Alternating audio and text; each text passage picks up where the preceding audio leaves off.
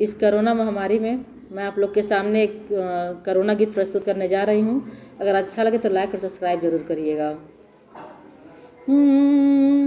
ई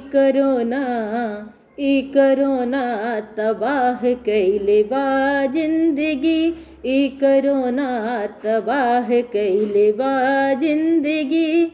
रह के घर ही में कैला प्रभु के बंदगी, रह के घर ही में कैला प्रभु के बंदगी। ई कोरोना तबाह कइले बा जिंदगी, ई कोरोना तबाह कइले बा जिंदगी।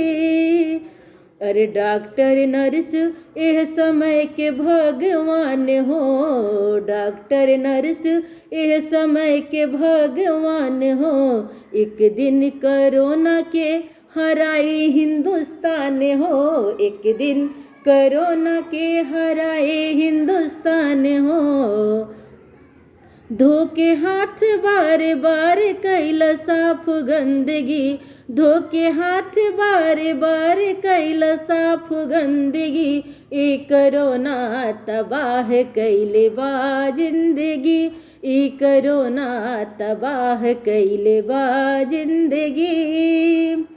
अरे सेवा में लागल बड़े पुलिस कप्तान हो, सेवा में लागल बड़े पुलिस कप्तान हो। नेता अभिनेता, अरे नेता अभिनेता मीडिया बा परेशान हो, नेता अभिनेता मीडिया बा परेशान हो।